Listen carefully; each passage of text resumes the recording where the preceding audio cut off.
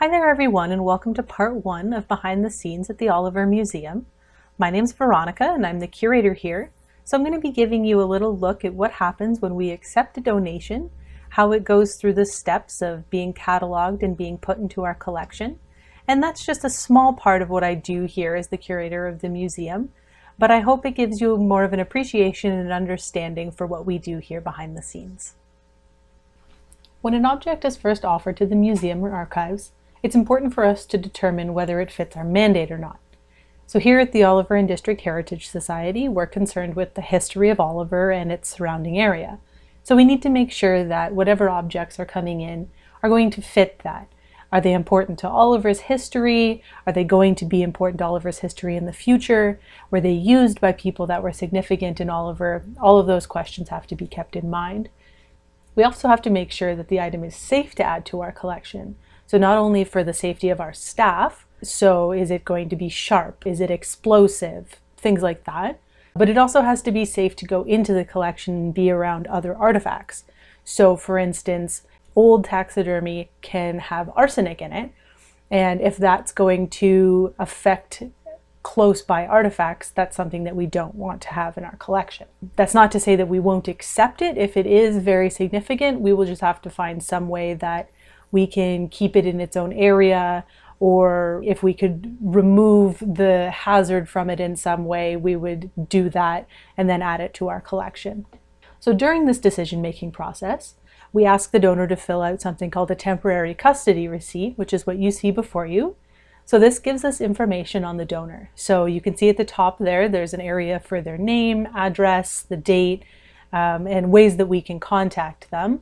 So this is for if we do decide to go ahead and take the donation into the collection.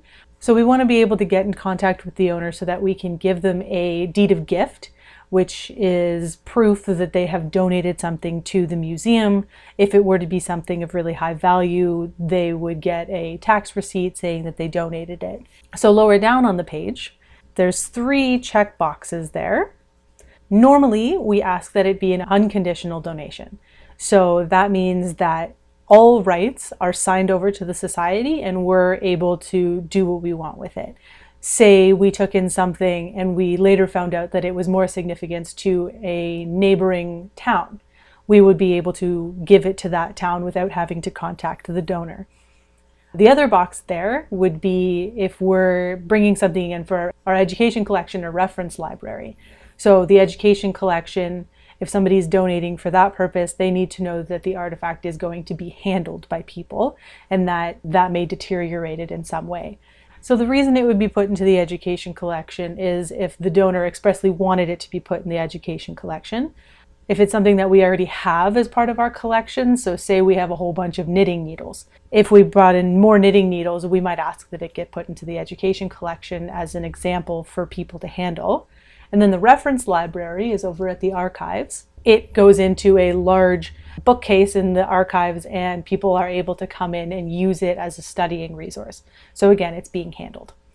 And then we usually don't check the third box for other. Those would be very extenuating circumstances. So if it was something really, really, really important, but the donor had some stipulations, that's where that would go. Below is just some check boxes for what the donor wants done with the artifact if we choose not to take it into the collection. And then below that, there's the items and description. So we make a list of everything that's being donated to us in the single donation, and we put a description of what it is. So if we had a donation of 6 black and white photographs, we wouldn't just put 6 black and white photographs. We would have to put each black and white photograph and then a description of what each one shows so that we're able to tell them apart. And if we are wanting to put some of them into the collection and some of them sending back to the donor, we would have to know which ones those are. And that's really hard to do if we're not being as detailed as possible. This is also where we put any key information about the artifact and what makes it significant to Oliver. So for instance, was this tool used at a local vineyard by a prominent vineyard owner from the past? When was it used? What family did it come from? Information like that is really important to us. When we have it down in writing, it means we're not going to forget about it. It means that we're going to be able to add it to our collection records later, which is what I'm going to be talking about in the next video. And it just gives us a greater understanding of why exactly we are adding this object to our collection. And then we get the donor to sign, because we really want to make sure that we have a paper trail attached to each of the artifacts that we're taking in. Under some strange circumstance, if somebody were to question how an object ended up in our possession, we would be able to backtrack and check our records and find that, yes, in fact, this was donated to us. We have the signatures. We cover our bases on that. So in recent years, many museums across Canada have been minimizing the amount of donations they're accepting into their collections. This is because most museums are over their storage capacity, believe it or not. So when you enter a museum and you look around an exhibit, you might think they have these items out on display, it looks very nice, very organized, but what you're not seeing behind the scenes is how overcrowded some storage areas can be. In fact, when you see artifacts in a museum exhibit, that's only about 5% of what's actually behind the scenes in the storage rooms. And as I said before, most museum storage rooms are over 100% full.